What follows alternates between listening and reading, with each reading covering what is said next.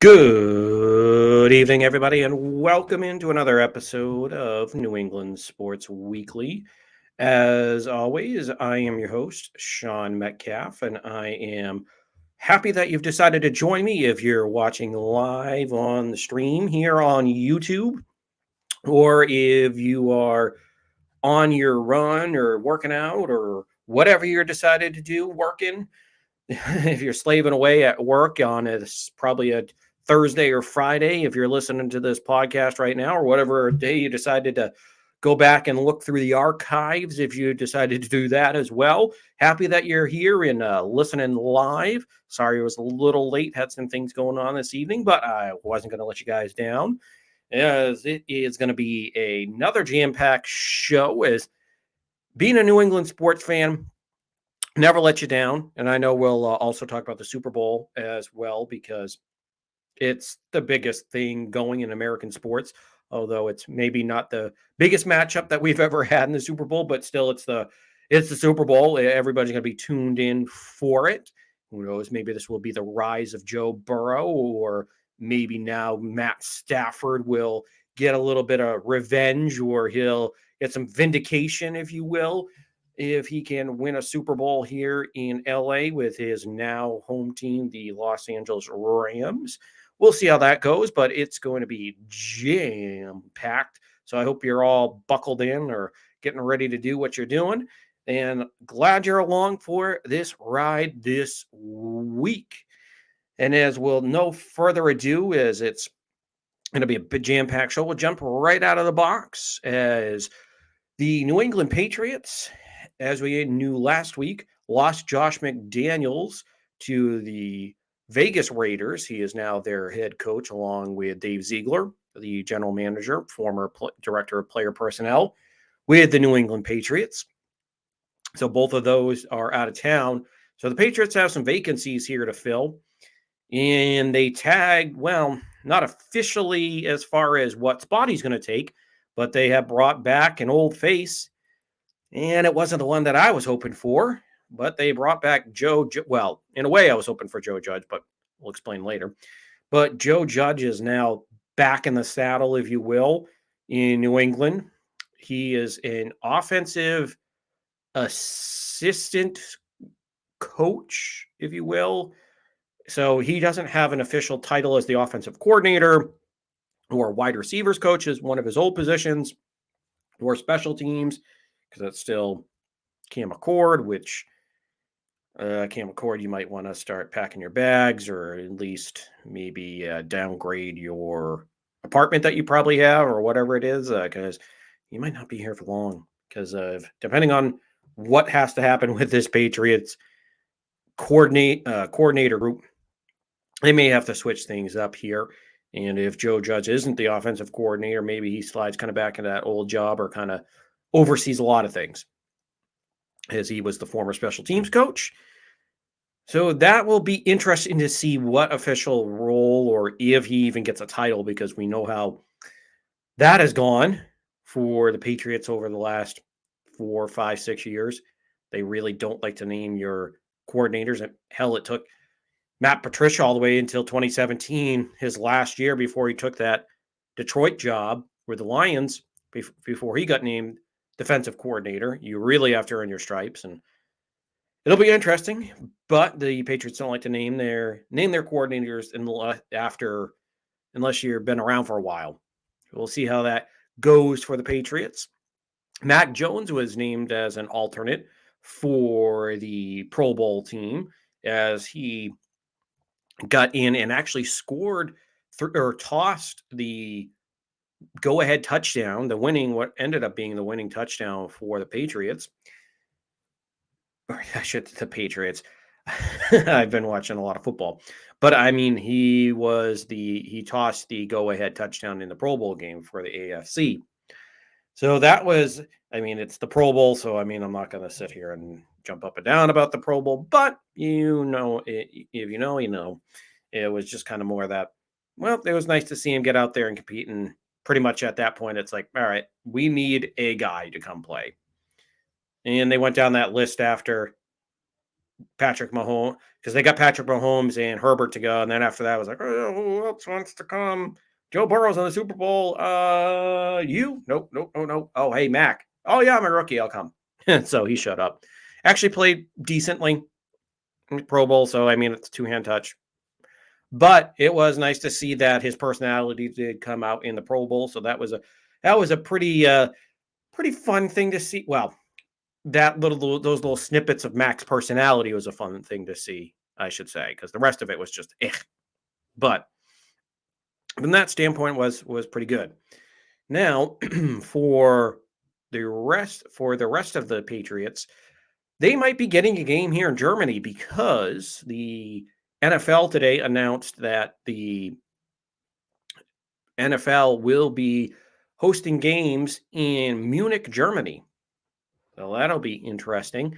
As we all heard last year, the Patriots signed a agreement that Germany is their quote unquote home city is their home country when it comes to Europe, because I guess all these teams now are signing agreements with all these other countries. They're like, oh yeah, this is my quote unquote home away from home. Because obviously they're not moving anywhere. They're still staying in New England, but they did sign that agreement that Germany is now their European home. So I'm sure the Patriots will probably be the first in line, or from that deal, they'll probably be the first team to play in Germany. Well, I will be interested to see who their opponent is, but nonetheless, there will be games held in Germany, and the Patriots will probably be high on the list. Now, there was some new news about some old news to confuse you even more about the Patriots, as Mike Florio, who works for NBC, does things for Sunday Night Football, probably seen him during the Super Bowl coverage, works for Pro Football Talk, which I believe is hosted on NBC Sports or on Peacock, one of the two, all in the same family. But nonetheless, he's one of the big time writers, national writers. Now, he has a new book that came out that details a lot of the Deflategate saga. Now it feels like we're jumping back in a time machine. I know I wasn't on the podcast when this happened. I hadn't had that yet, but we all remember how that all went, and unfortunately ended for Brady and the Patriots, where they lost a first round draft pick, fourth round pick, $1 million. Brady got fined for 4 games. All a bunch of BS that happened to Brady. It was and the Patriots, just ridiculous. And now we'll touch on this later on in the show, but it seems to be that it was just all a sham, folks. Just all a sham. Not good. Not good at all. It just seems like the NFL, from what Mike Florio talked about in his book, it seems like the NFL is just probably just trying to sweep this. They tried to sweep it under the rug after evidence came up not in their favor. Oh, surprise, surprise. The NFL is trying to cover this up. Oh, boy. Just like we all kind of thought was happening back in the day, they railroaded the Patriots all for something that we didn't even think was legitimate. And it seems like right now his Mike Florio sources are proving just that it was just a witch hunt. Ugh. It's ridiculous. It just always seems like these things come back to the Patriots. And seems like there's always some type of drama. Well, like I said, we'll talk about that later on, but it was just interesting when that came out. And of course, the big news that broke today, well, that was made official today, broke yesterday, was that Tuukka Rask officially announced his retirement from the National Hockey League and from the Boston Bruins. So a marvelous career, which has had its ups and its downs. He's definitely had his detractors, is coming to an end. He won a cup as the backup in 2011, but never won one as a starter. which has been a hot button issue for a lot of Bruins fans out there. It seems like there's that vocal minority. I don't know if I call it minority, but there's probably, I would say, 35 to 40% out there that just seem to bash Tuukka all the time for not coming up big, not able to win that big one. He is retiring. We'll talk about his legacy. We'll talk about why it seems to be the hip thing to hate Tuukka later on in the show, which I think is just dumb. But it'll be interesting to see what everybody thinks here going forward. And of course, the last little bit of news here, or one of the last two pieces of news, is the Celtics have gone 6-0 as they absolutely crushed the Nets. But I mean, that was the Nets without Kyrie and without Kevin Durant. So I mean, and without James Harden, so it really was not the Nets. But nonetheless, it was nice to see that they were actually winning and that they actually crushed the team. Regardless if they didn't have their superstars, they went out and crushed the team, which they couldn't even do to some bad teams early in the year. So, hey, not a bad one. Not too bad at all. And of course, as we talked about the Bruins, Brad Marchand is getting in a little bit of hot water as there was an incident that happened in their game last night as Marchand ended up after a incident happened with Patrice Bergeron. Brad Marchand is at his old tricks again, where at the end of the Bruins and Penguins game, Brad Marchand just slides into and takes out the goalie for the Penguins, Tristan Jarry, and it just was not good. It was not good at all. And of course, he's going to meet with the NHL after roughing and high sticking Pittsburgh's Tristan Jarry. So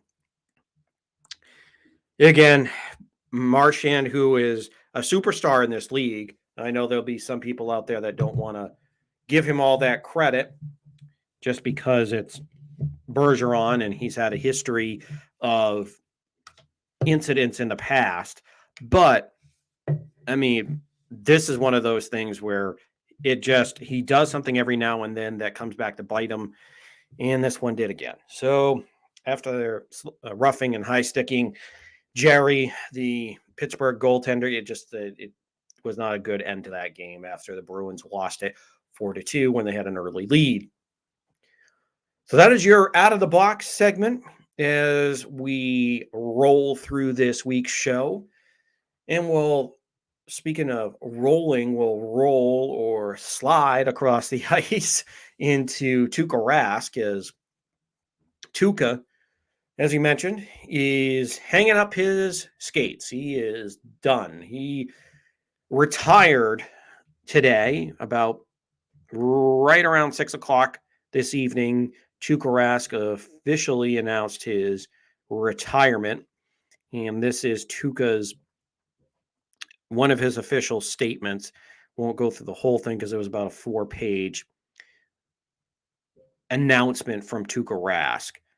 But Tuukka, in his statement,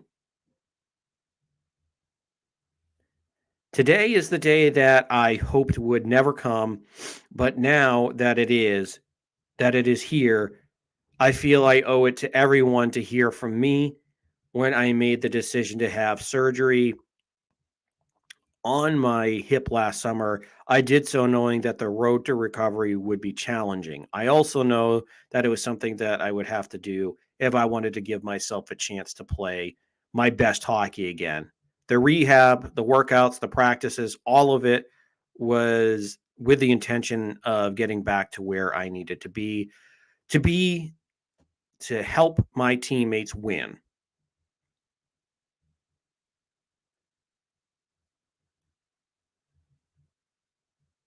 There we go. Sorry. A little bit of technical difficulties here. Okay.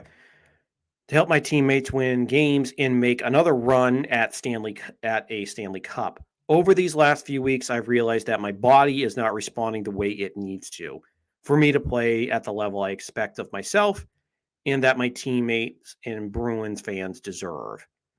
Therefore, it is with a heavy heart that I announce my retirement from the game of hockey. And of course, he does go on to say, well, I am sad to say goodbye to the game I love. I am very thankful to have shared these last 15 years with the greatest teammates and fans in the sport and sit in the best sports city in the world. We have shared so many special memories over the years. And of course, he goes on and on. And it's like I said, it's a four page, so I won't go through everything. But hey, and a side note, he did thank Boston and the Bruins fans, unlike somebody that just retired from the NFL named Tom Brady. I'm not going to, I'm just kidding, folks. I'm not going to go rehash that all over again. But Tuukka Rask, as you see, has retired. He tried to make that comeback, as he mentioned in his story, and as we all saw. In his last game where he gave up 5 goals, he just did not look right. And you could just tell watching him that he just was not fully back, was not 100%, because a healthy Tuukka obviously is one of the best goaltenders in all of hockey. And he was just such a pleasure to watch. He was so fun to watch when Tuukka was out there and healthy. And it's going to suck not to have him out there anymore. Of course, we all kind of knew over the last couple of years that Tuukka was kind of mulling over whether he wanted to retire, whether he wanted to leave, because obviously Tuukka's been in this organization in the NHL for a long time. He got traded over from the Maple Leafs in the Phil Kessel deal. But this has pretty much been his professional organization because he never made it obviously to the pros in Toronto. So this has really been his professional home for a long time, ever since 2006. And then when he made his debut in 2007. So he's been with this organization for what,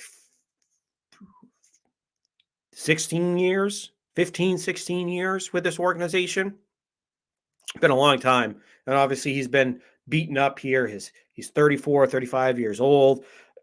And for a goaltender, that's a long, long career. So he made it a long way.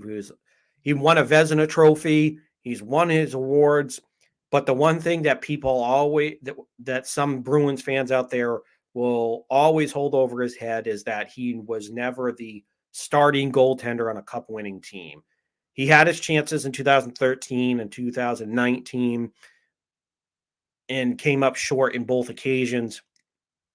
Now, of course, the talk today and after yesterday with Tuukka retiring, of course, you have that section of fans out there that wants to just bash Tuukka, just call him trash, that he's no good, that he's horrible, that he's overrated, that he's just a bad goaltender. Which, trust me, of course, there were times watching Tuukka where there would be frustration that would set in. But again, he is the all-time winningest goaltender in the history of the Boston Bruins. This is one of the best goaltenders they've ever had. Now, of course, everybody wants to sit here and point to 2011 that, of course, Tim Thomas won a Stanley Cup. He had one of the best rounds and a half of hockey that you've ever seen. Stood on his head pretty much through that Eastern Conference Finals and absolutely dominated in that 7-game Stanley Cup series in the final. So, of course, we all have those memories because, trust me, I have those vivid memories of watching the Bruins in that Stanley Cup final. And I remember watching Tim Thomas just absolutely own that series. And of course, all the chants about Luongo. And that was just, just watching the other goaltenders just fold. So of course, we all had that memory burned in. We all had that burned into our memories as far as how well Tim Thomas played that last series in the Eastern Conference Finals against the Lightning. But you have to remember, the first 2 rounds were just for Thomas. They just were not good. Well, actually not good because you won, but they just were average. They weren't all-time great first 2 rounds, and started off okay against the Lightning and then turned something on, and he had like I said, a round and a half or almost 2 rounds of playoff that were all-time great for that portion. But Tim, the thing is, we all remember what Tim Thomas did, and Tuukka never was able to get that cup. And of course, we live in New England, where the Patriots won 6 Super Bowls, the Red Sox won 4 World Series titles, the Celtics won a championship, and obviously the Bruins won one. So there was every team won. There were boatloads of championships. There were 12 overall titles, where you have other cities that can barely get 1, 2 titles. That it's just they're fighting for the quote unquote scraps. But really, though, it's just we're so spoiled here that because Tuukka Rask, who is a borderline, well, he's probably going to make the Hall of Fame as a goaltender, but he just never ended up getting that ultimate prize as a starter. Yes, he has his ring. He has his name engraved on the cup as the backup goaltender for 2011, backing up Tim Thomas. So he got that front row seat to watch Thomas. But just everybody wants to hold what Thomas did and say and just absolutely just destroy Tuukka's career because he never got that one. And everybody wants to point to the 2 cups that they lost and put it all on or at least make you think that it was all on Tuukka. That 2013 cup, he had one to me, he had that one bad game in game 6 for me. That was pretty much it. But he had a really good game against a loaded Chicago team. And you have to, that Chicago team was in the middle of a dynasty, basically. I know obviously now they've had to blow things up and it hasn't been the same there in Chicago. And they've had a lot of their own troubles over the last couple of years with some disturbing charges that have been brought against them. But the point being is that Chicago team was loaded with excuse me, with Patrick Kane, Jonathan Toews, Patrick Sharp, Keith Duncan, just go on and on. They were loaded.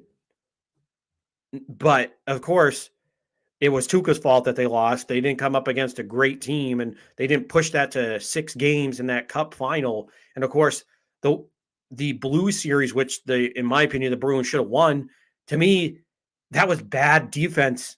That was bad defense in in those probably last 2 or 3 games that the Bruins played. They should have won that series. They honestly should have. That should have been their cup.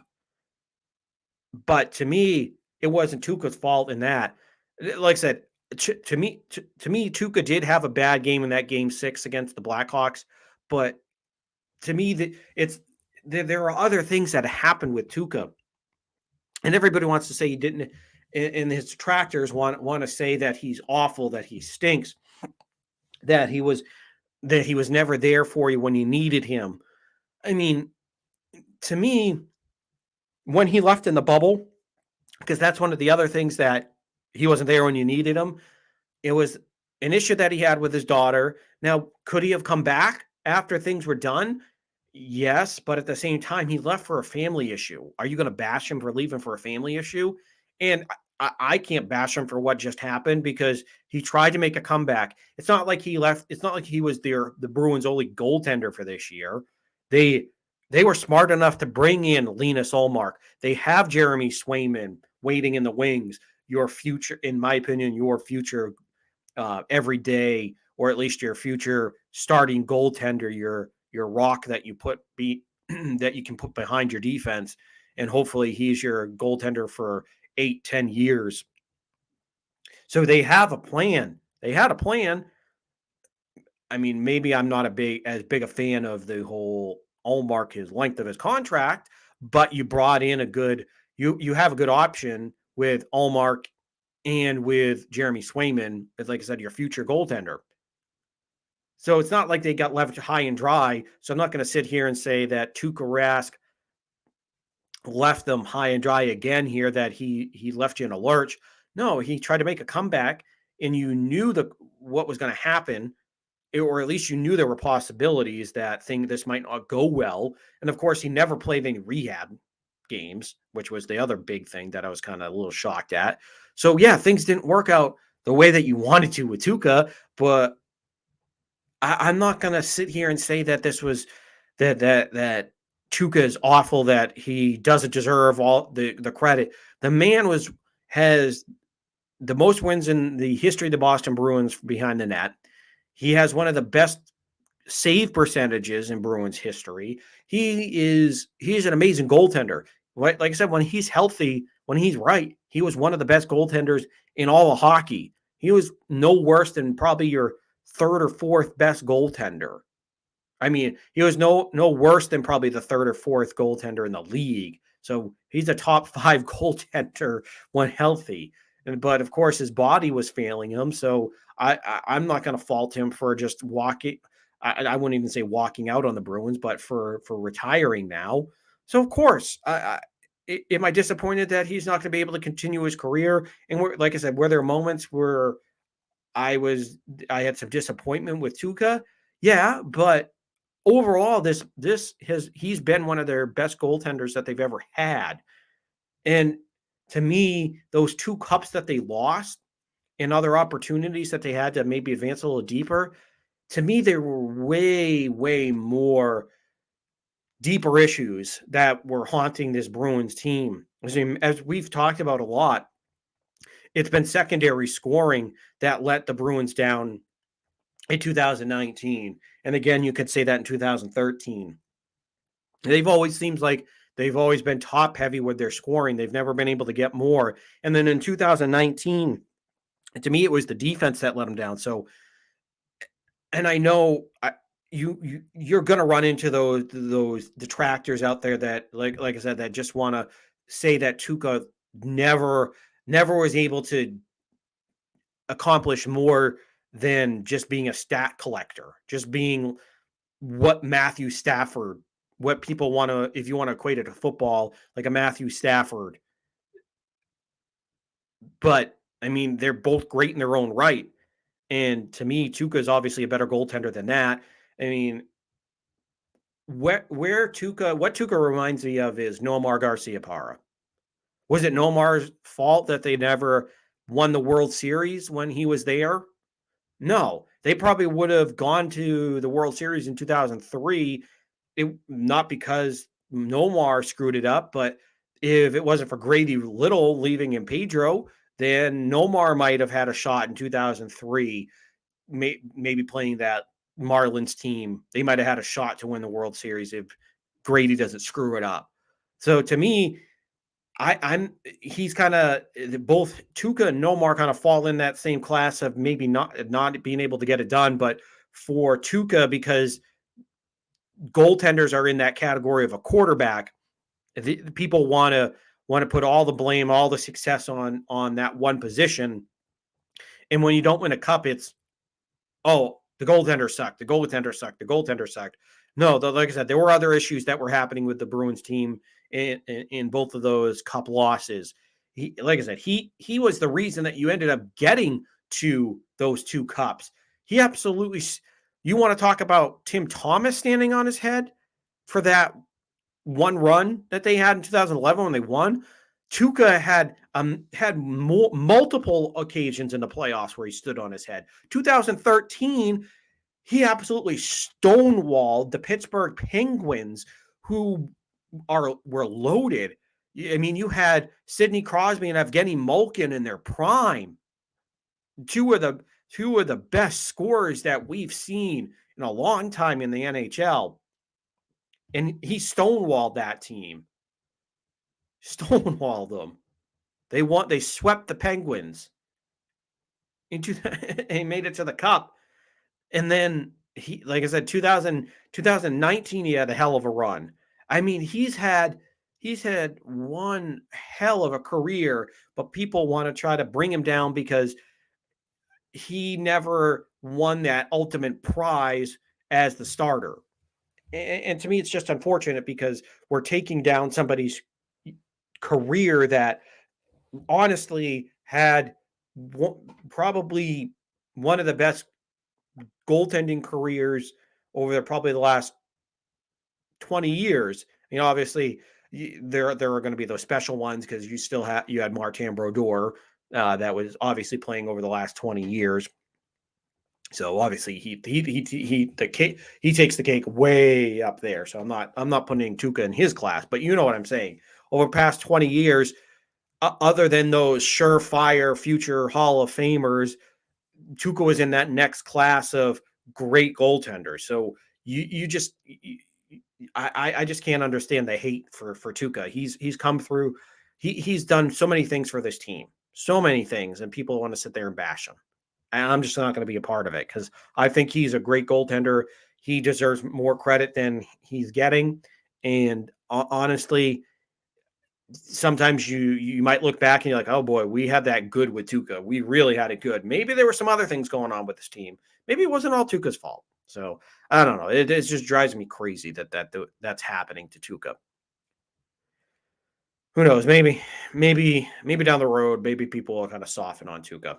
We'll see. I'm not holding my breath. We'll find out.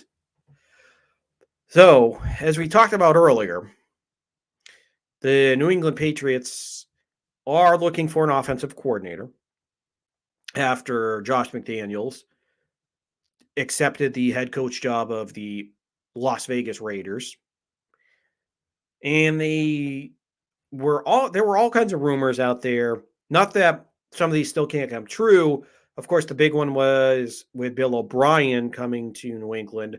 Of course, his current boss, Nick Saban, down in Alabama, the head coach for the Alabama Crimson Tide, did make some comments that did say that he wasn't sure what all the hubbub basically was when it comes to Bill O'Brien because he really didn't think that Bill was going to leave, kind of trying to brush this kind of under the rug that there's no big deal here.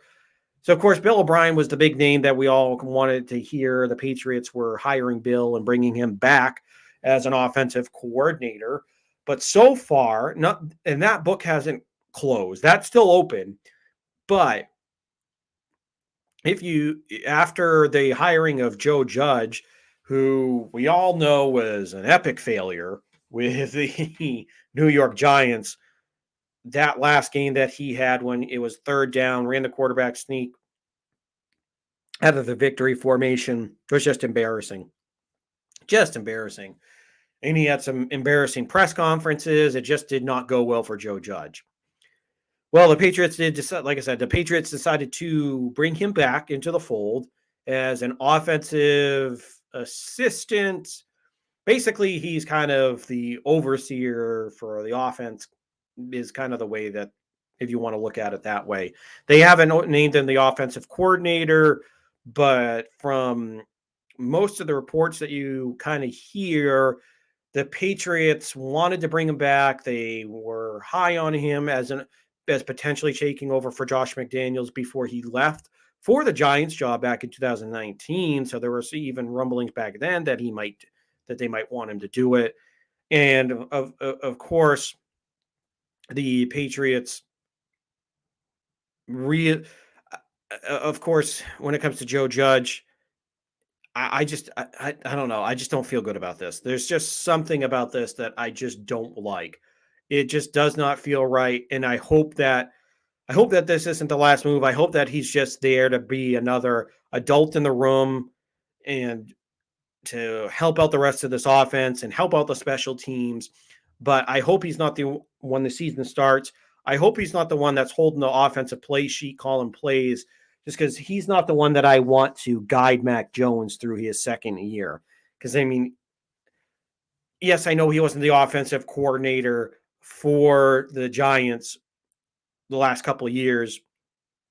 I know Freddie Kitchens held that role, and I believe Jason Garrett held that for 1 year as well.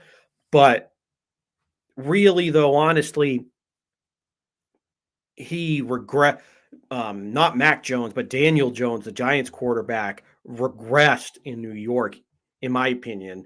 And obviously that was under the watch of Joe Judge.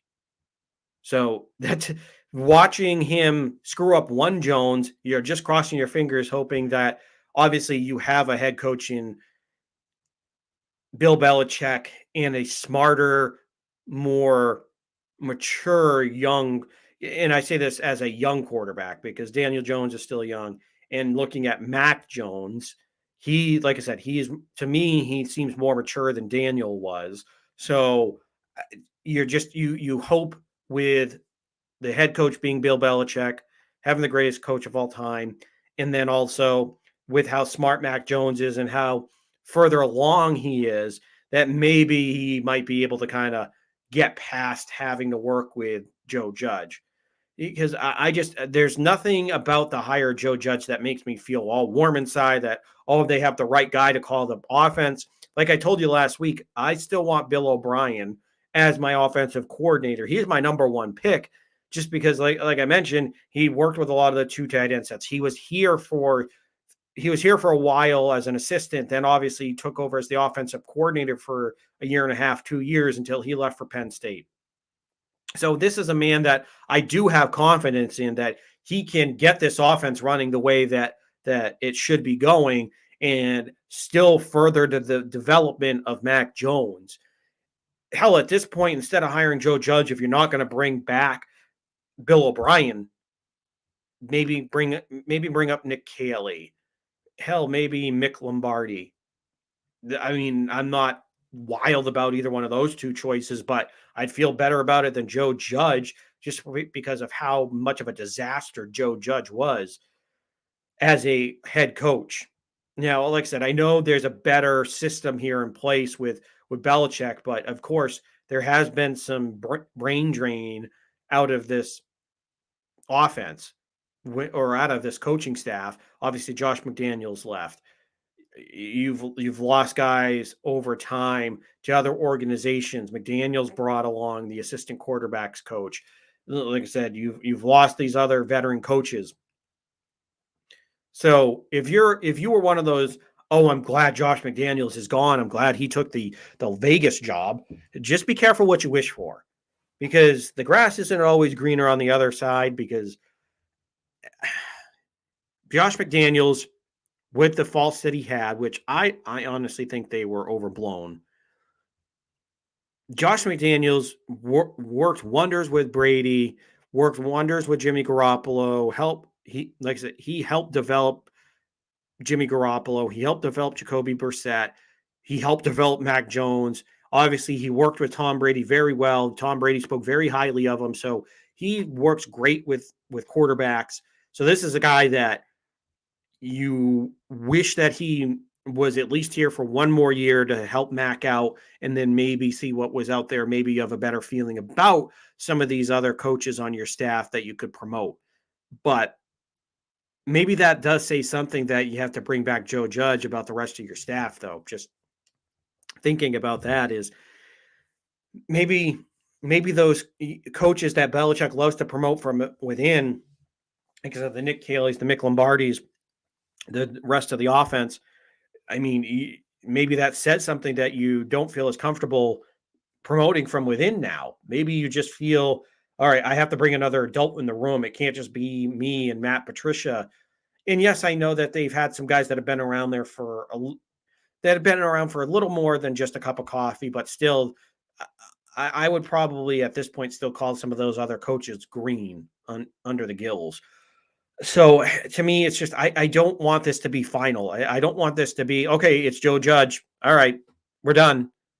Although the way kind of things have been reported by some of those trusted reporters out there that follow the Patriots all the time, that even though the Patriots do make their decisions slowly, but to me, this is one of those in that like I said, they make those decisions slowly, but also on top of that, it also seems like they might be content with just having Joe Judge kind of be like that omnipotent kind of just floating coach on the offensive side.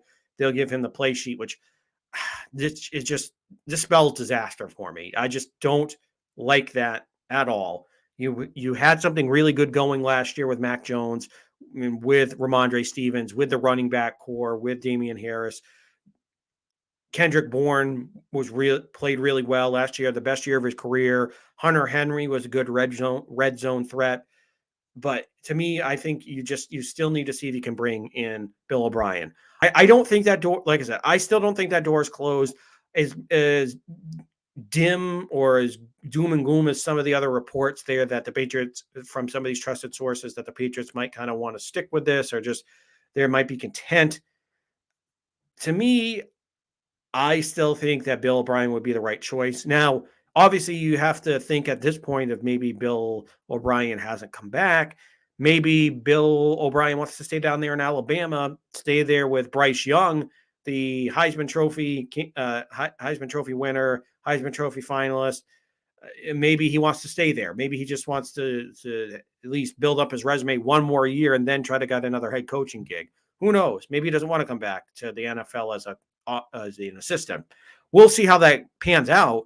But I still think if Bill O'Brien is willing to leave Alabama, then the Patriots should jump all over it and bring him back into the fold, bring him back as your head coach, because you need to have him here to develop Mac Jones. Because for me, that's your number one priority as far as your offensive coordinators, to make sure that you have a OC that works well with a quarterback, that helps develop a young quarterback, that can get the best out of Mac Jones and continue his development, because we saw good things with what Belichick and Josh McDaniels did with him last year as a rookie. And you can laugh it off that he went to the Pro Bowl. And listen, I'm not all pumped up that he got a Pro Bowl nod, because obviously he was like the seventh one on the list that they probably went to after they had guys that had backed out because they were hurt or quote unquote hurt. You know what I mean? Oh, my shoulder hurts. Oh, I was sleeping wrong. Oh, it doesn't feel good. Oh, I can't make it. Or they're in their Super Bowl or whatever. They just decline. So, but still, you have to have a decent enough year. You have to have a pretty good year to make it to the Pro Bowl. And Mac Jones did have he had a really good year for a rookie. He had the best year out of all rookies, threw for over 3,600 yards and 22, 23 touchdowns on the year. And it looked really well. It looked really good for what Mac was able to do as a rookie. And I just want to see them have an offensive coach, have that offensive coordinator that can really work well with Mac, that can get the best out of him, continue the development. And I just don't feel like that is it with Joe Judge. There's just something about it that just, I have that pit in my stomach when it comes to if this is it with Joe Judge, then what he screwed up the development of Daniel Jones. He set the Giants back, it seems like 10 years. He just was a horrible coach. As a head coach, I should say, as a special teams coordinator, he was one of the best special teams coordinators the Patriots have had in a long time. I mean, look at what happened to the special teams this year. They were having all kinds of mistakes, all kinds of screw ups. And I mean, if Joe Judge was going to go, not that I don't think he's going to go back to being a special teams coordinator, that after you've been a head coach, I mean, you'll take a downgrade to a defensive coordinator or an offensive coordinator. But to go back to special teams, I don't think he's going to end up doing that. But still, it was disappointing to hear that this might be the only thing that the Patriots decide to do with their decision on coordinators. But I don't know. You just kind of have to sit there and hold your breath. And oh boy, speaking of hold your breath, Brad Marchand has been suspended 6 games for his roughing and high sticking of Tristan Jarry. Wow. I knew he might get suspended here. And I mean, to be honest, I thought that was close. It's 1 game higher than I thought. I thought he might get maybe a 5-game suspension. So sorry, that news just kind of popped off across the desk. I have to get our breaking news center. Yeah, I got to get a soundboard, folks. So just deal with my my own Michael Winslow homemade sound effects. So that breaking news, if you're just tuning in or if you're just popped onto this part of the podcast, is that Brad Marchand was suspended 6 games by the National Hockey League for his high sticking and roughing the goaltender in Tristan Jarry of the Pittsburgh Penguins in last night's game. So that's going to be a big one here for the Bruins as they are trying to stay within the thick of that playoff race as they've kind of had an up and down last couple weeks here. But so that's going to be a big blow for the Boston Bruins to deal with Brad Marchand getting suspended. As I can say though, I really didn't think that was that much of a surprise. I thought it was probably going to be in that 4 or 5 game neighborhood. 6 was on the higher end of it, but really not too far off of what I thought would happen to Brad Marchand. So they will have to go on without one of their best overall players, Brad Marchand. We'll see how that comes to affect the Boston Bruins here down the road.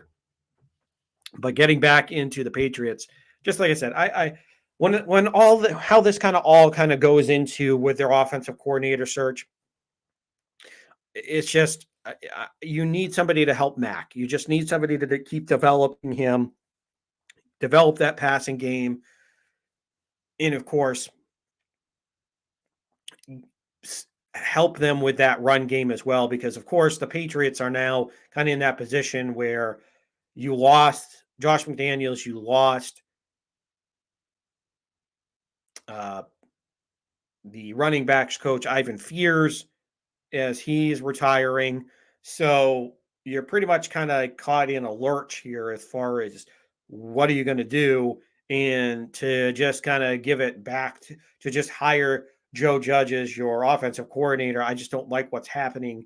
And of course, like I said, I think Mac Jones is mature enough. He's smart enough that I don't think this is going to do what it did to Daniel Jones and absolutely ruin him.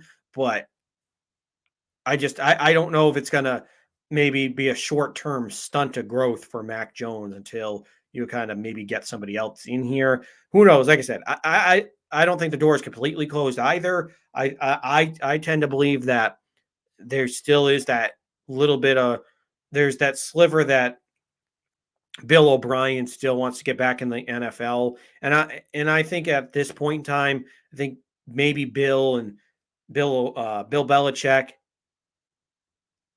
and Nick Saban might be kind of working together here and just kind of like, all right, here you can have O'Brien back, but I just have to find this guy to replace him. I still think there might be some of that under the table type of deal that's going on here for the Patriots and the Crimson Tide to get O'Brien back. But I think until they find that, they might not bring back O'Brien. So because like I said, I just don't think having Joe Judge just come back is going to solve all your problems. And like I said, it might be the worst case scenario. So I really hope that's not the case for the Patriots and in this offense, because I really don't want to see them stunt Mac Jones's growth. Really don't. But maybe, maybe with a little sliver of hope, maybe Joe Judge can redeem himself and maybe he actually shows that he can actually coach. I'm not going to hold my breath on it, but we'll see how it goes. Now, hopefully, Mac Jones and the Patriots can get to the Super Bowl just like the Bengals and the Rams have. That would be nice here if they could develop here in the next couple of years. And maybe when we start talking about the Super Bowl here in next year or the year after, or maybe in 2 to 3 years, maybe we'll be talking about the Patriots facing off against the NFC in the Super Bowl. But until that time, we will have to we'll have to be satisfied with the Bengals and Rams in Super Bowl 56 out in Los Angeles, as that will get underway at 6:30 on Sunday. It'll be should be a pretty good game here. It's not it's not the it's one big market team in Los Angeles, but to be honest, even though I know the NFL is probably happy because it's Los Angeles, it's one of the biggest markets in the country, but I mean their fan base is very transient. You don't because they were they were in Los Angeles in like the 70s, in like the 60s through the 90s, then they or the late 80s, early 90s, then they moved out to St. Louis. They were in St. Louis for 15 to 20 years. Then they moved back out to Los Angeles. So their fan base really hasn't gotten a chance to grow because really, if you talk about California, it's Niners fans. Then it's Niners and Raiders fans. Now, obviously, I know Raiders went to Los Angeles or to Las Vegas, excuse me, but still, you have all those Bay Area. You have the Oakland side of the Bay that are Raiders fans, but of course, the 49ers since the 1980s and 90s have really they've taken over all of California because I mean San Francisco is the true sports fans in California. I mean the Niners and the Giants fans and the Golden State Warriors fans, those are the true fans in California. Los Angeles fans are frauds. Even those Lakers fans are they just Lakers fans just annoy me as well. Lakers and Dodgers fans are that's where you get your quote unquote true Los Angeles fans. Hate to give them credit, especially to those Lakers fans, but I mean, if you're gonna pick the actual rank, it's probably gonna go Lakers, Dodgers, USC, and then the NFL. That's probably how I would put it. So to me, I mean, you have a big market team in Los Angeles, but you don't have this gigantic fan base like you would with the Patriots, with the Giants, with the Steelers, the Packers, the Bears, the Niners. So you don't have one of those historic or the Cowboys, obviously. You don't have one of those historic fan bases that's out there with the Los Angeles Rams. Then your opponent from the AFC, the Cincinnati Bengals, again, that's not a huge market team, but of course you have the more hardcore fans that are out there in Ohio, out in Cincinnati. So of course that to me that you have a medium to smaller market NFL team. So like I said, it's not you don't have the two power. You don't have like a Patriots versus the Seahawks, the Patriots versus like the greatest show on turf or you don't have Patriots, Cowboys, Patriots, Packers, or you name it. You don't have this isn't Chiefs, Packers, something along those lines, or you don't have Buffalo versus the Packers or the Bucks or something like that. You don't have that. Basically, what I'm getting at here is you don't have that marquee matchup, but it's still in its own right as a good matchup because you have this offense, you have this high-powered offense in both teams, in the Rams, who have Cooper Kupp, excuse me, you have Cooper Kupp, Odell Beckham Jr., Matthew Stafford, Darrell Henderson, Sony Michel, Tyler Higbee. So this team is loaded as far as on offense. And of course, the Bengals have Joe Burrow, Jamar Chase, Tyler Boyd, T. Higgins, TJ, I was going to say Ujmanzada. So I probably butchered that one. So TJU, we'll just call them. So they both have all these weapons, and of course Joe Mixon for the Bengals. So you have two high-powered offenses. The Bengals defense is okay, and then you have that you have the high-priced defensive players in Aaron Donald, who is a Hall of Famer already, Jalen Ramsey. So you have a pretty good defense there with the Rams, who are going to be playing on their home turf in LA. So for the second year in a row, you have a home team in the Super Bowl ready to face off on their home turf. We're looking to bring home that Vince Lombardi trophy. So we'll see how that goes for them playing on their home turf. If it really is, like I mentioned, they don't have the greatest fan base out there in Los Angeles. So we'll see if they really bring the quote unquote thunder, or if you're going to have a lot of those Bengals fans that are out there. But then again, a lot of those Super Bowl crowds that are actually in the stadium are very corporate because the tickets were at a minimum. Like a lot of the average ticket prices for the Super Bowl this year were $9,000. That is that's probably 7 months of mortgage payments for me. There's no way in hell that I could do it. So I can't imagine how a lot of other Americans could do it either. I mean, that's ridiculous. So it's a lot of the corporate crowd out there, so you don't get the heavy fan bases from the other, unless like obviously they get tickets from somehow. You have some of your hardcore fans that make it, but a lot of it's corporate. But needless to say, though, it's like I said, it's still going to be a good matchup because, like I said, I love both of these offenses. I really, to me, I really love this Cincinnati team. This is the team that I'll be pulling for on Sunday night is the Cincinnati Bengals. I think they actually have a legitimate shot. Right now, if you look at the spread for the the Bengals versus the Rams in this game, it started off with that 5.5 to 6 point spread early after both of the conference championship games. But now, if you look at the spread, actually, it's come down to it's only a 4.5 point spread now, so it actually has come down. Now, the Cincinnati Bengals are a plus 170 on the money line. So I know we'll get into gambling here in just a moment, but so they are the underdogs as we head into this game, obviously with the Rams playing on home turf. But to me, I do like the Cincinnati Bengals in this one. I think they have a legitimate shot of actually beating the Los Angeles Rams. To me, Joe Burrow just he drips swag. He just ever since he won that national title a couple of years ago with LSU, with that loaded LSU team with one of his current teammates in Jamar Chase. I really love Joe Burrow. Joe Burrow he just like I said, he just has that swag. He just has that it factor to him.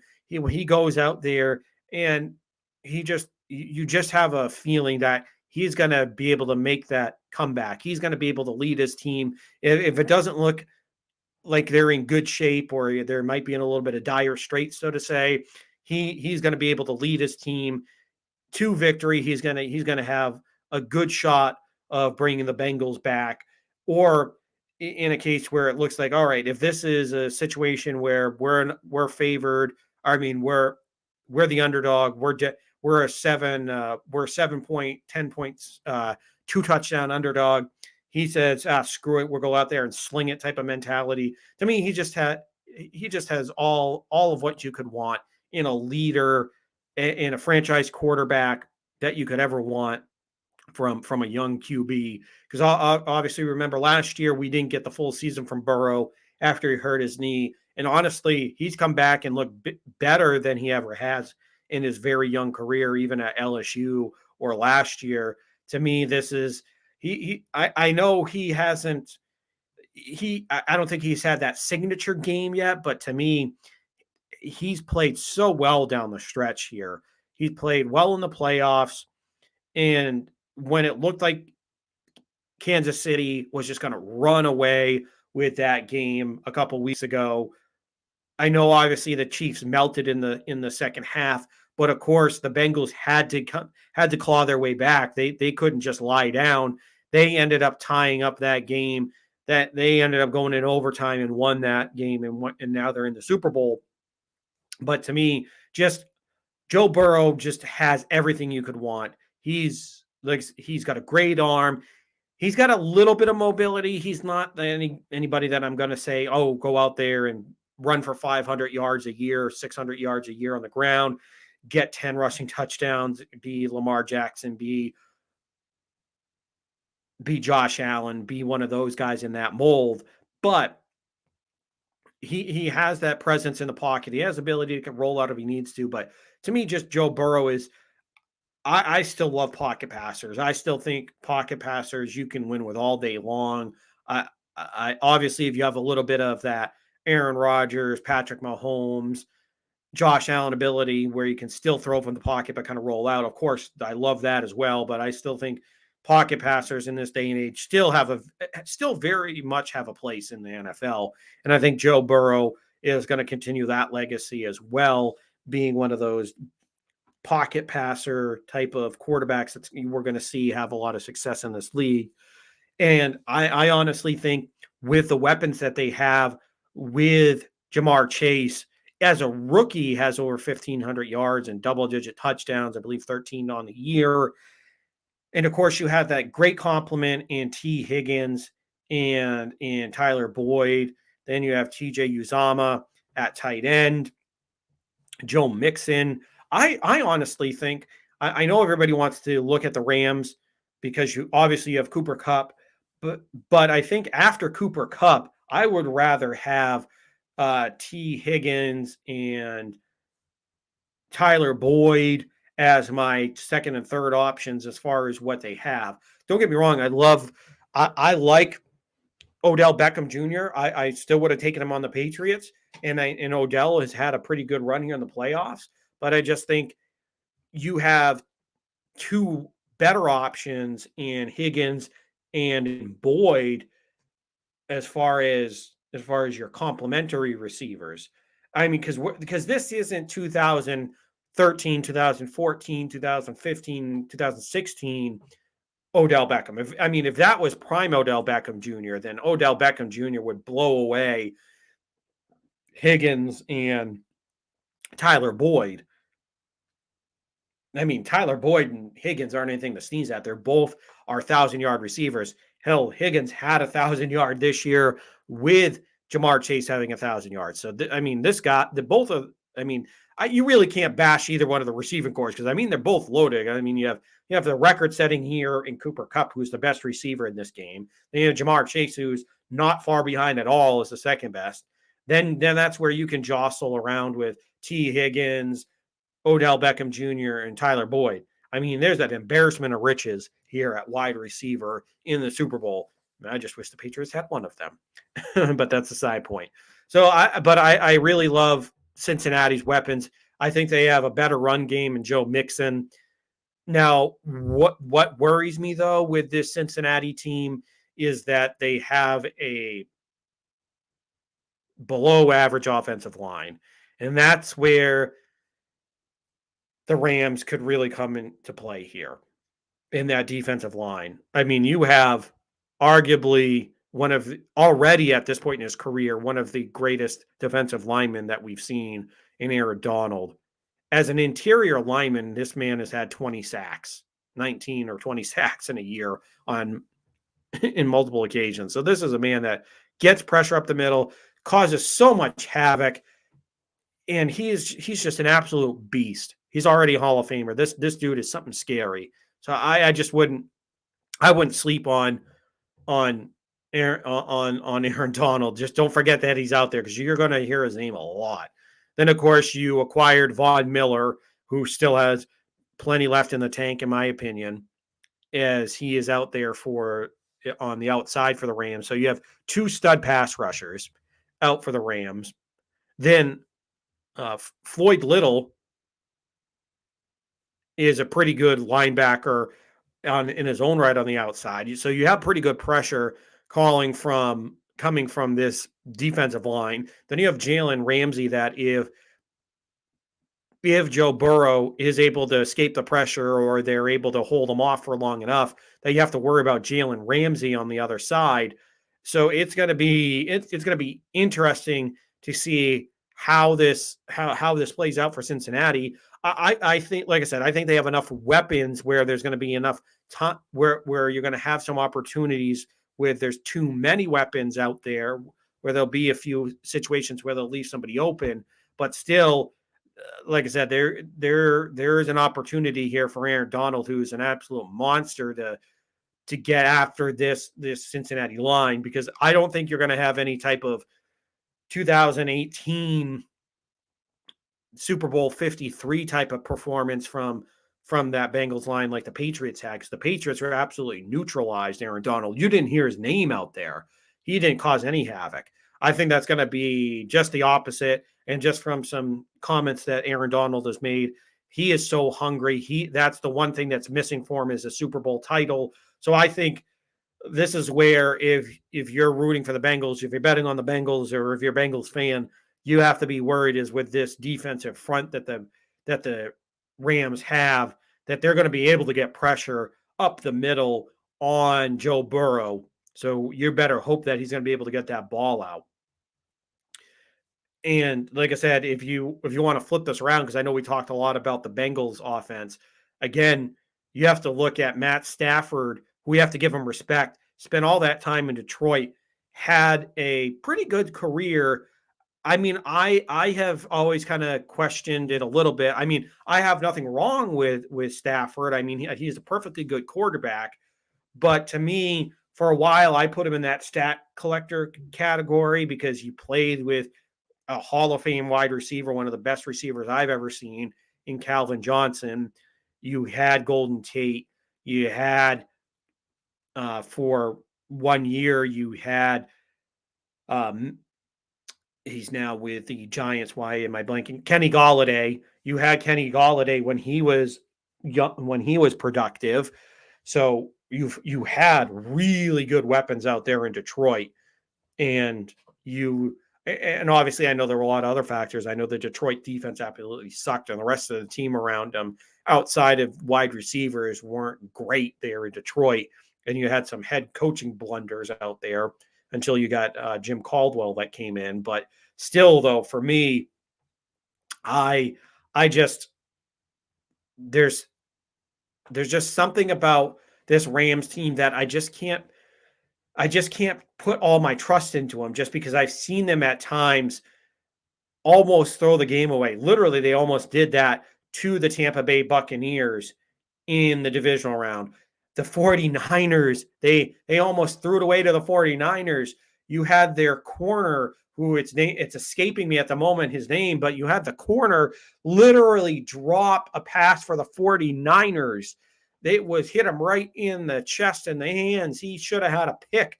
And the 49ers, this might be a 49ers Bengals Super Bowl.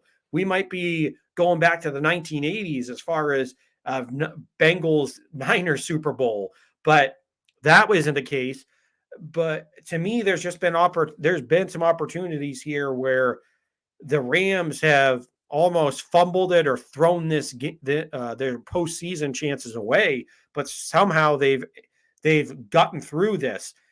And I just think there's going to come to a point where that's going to become an interception. It's not going to be a dropped pass. It's not going to be a dropped interception or a fumble that you gave up and you were able to come back in this game. I think eventually those turnovers are going to come back to bite you. And I think playing a team that's loaded with young talent at wide receiver and a young stud quarterback in Joe Burrow, not obviously I know that the Niners played that the Rams played Tom Brady. I get that part of it. And don't get me wrong, he almost came back and beat him. But still, this might be one of the better quarterbacks. This is probably depending after Tom Brady, this might be the best quarterback that they've played in the playoffs. I think it's got to be. And Joe Burrow, I think Joe Burrow, this is going to be an opportunity where I think Joe Burrow stays away from Jalen Ramsey as much as he can in this game. And I think there's opportunities for the Bengals to still to win this game. But again, uh, both of these teams are high powered on offense. And we can't forget about Cooper Kupp, who had an amazing year. And I think he's going to have a pretty big game here for the Rams. I just think later, as we get later into this game, there'll be some situations where I think Matthew Stafford's going to force this into some situations where it's going to end poorly for him. And as much firepower as you have on offense, I think this is where I'm going to see I think Matthew Stafford's going to throw a key interception, and it's going to cost this Rams team an opportunity to put points on the board, because I could see this happening here in the red zone where he throws a very, very pivotal pick and it costs them, where you have the Bengals end up stealing this game and the underdogs come away with the victory. So to me, like I said, I think this has the opportunity to be a shootout with how loaded both of these offenses are. So I really like this game and this opportunity that we have. And to me, this could be low key one of the better, a pretty solid matchup, a pretty good matchup that we have here in front of us. And in this game, like I said, even though with the offensive line issues that the Bengals have had, And even with Aaron Donald rushing up the middle, I still think that there's enough for this Cincinnati team to get over that hump. I know they haven't been back to the Super Bowl since 1988, and they lost to the Niners. So I think this is where the Bengals get their first ever Super Bowl victory, and Joe Burrow lives up to all the hype. I think this is where Joe Burrow comes through and the Bengals win a close one, 31-24. Bengals are your Super Bowl champions, defeating the home team, the Los Angeles Rams. So as we get closer to the end of the show, before we close things out here, we'll give you a little bit of a roadmap to the betting guide for Super Bowl 56. Now, as you mentioned, the Bengals are a plus 170 on the money line. The Rams are minus 200. So there's pretty good. For a Super Bowl team, actually, that's pretty good odds there that you have for the underdog. I mean, it's nowhere near like what the Giants would have had back in the day when they beat the Patriots back in Super Bowl 42 or Super Bowl 46. But still, the Bengals have some decent odds as the Rams are favored. The over-under is 48.5. And I mentioned the spread is 4.5. So all in all, I like the numbers that are tilting here in the Bengals' favor as far as gambling. If which I'll probably put some money down on my own, I would take that. I would take the Bengals on the money line to outright win at plus 170, and I would take the over here. I know some people have been kind of cautioned to go with the under, but this is where I think we do see after a few years of seeing some Super Bowls that haven't hit the over score, because last year the Buccaneers and the Chiefs, that game, the Chiefs only scored 9 points. The Buccaneers scored 31. They pulled up their half of the bargain. And then in the previous year with the 49ers and Chiefs, that one wasn't as high scoring as we thought it could be. And then going back to the Patriots and Rams Super Bowl, there were only a total of 16 points scored in that one. The final score 13-3. So I think this is where we see one of the more high-scoring Super Bowl. We get back in a track on a more high-scoring Super Bowl. So I would take the Bengals on the money line, and take the over on that line as well. And so, of course, when you get into the Super Bowl, you might want to parlay some bets, or you might want to look into some of those special parlays that you might have available for you. Now, as far as your first TD score, if I were to look at this, of course, the running backs are going to be higher on the board, but this is where you might want to take a chance here and kind of look at one of those deeper odds. And this is where I think you could look at one of the tight ends here to get one of the first touchdown scores. And if it were me, I would go with CJ Uzomah, who I think actually got the first touchdown score in last game. So the odds are pretty high the odds would be pretty low that he gets it again. But this is where I think maybe he's not one of the top coverage players that you have. So maybe look at CJ Uzomah to get he's plus 1,600 for the first TD score.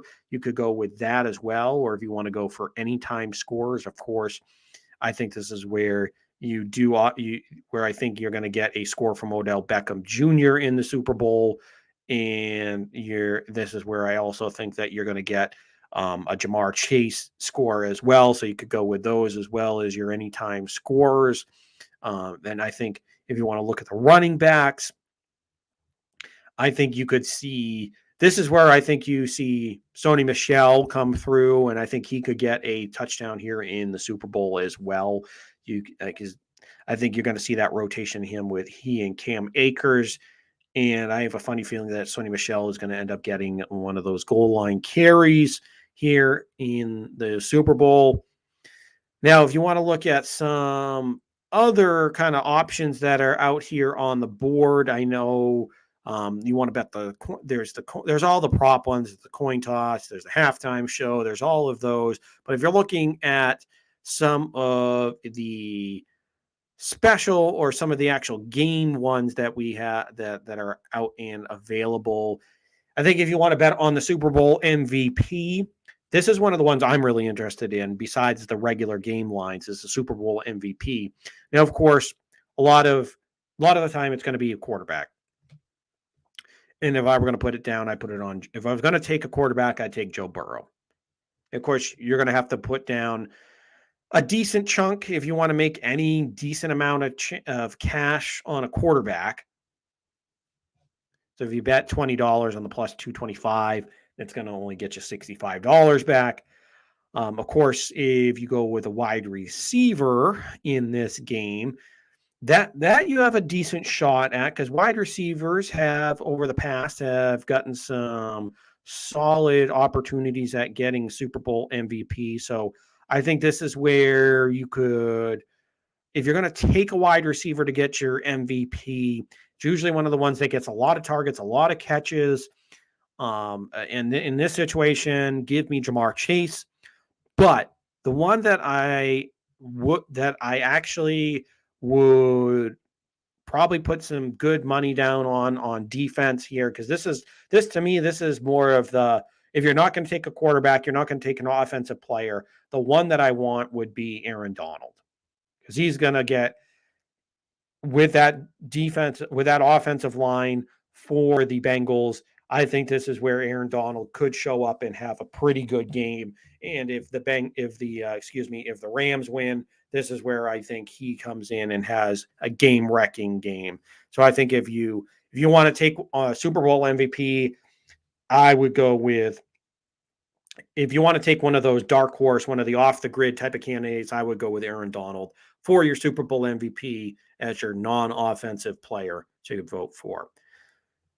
So that is your betting guide to Super Bowl 56, which will air Sunday night on a network that I don't know if I can disclose just because it is YouTube and who knows, and I'd like to try to get this monetized, so we'll see.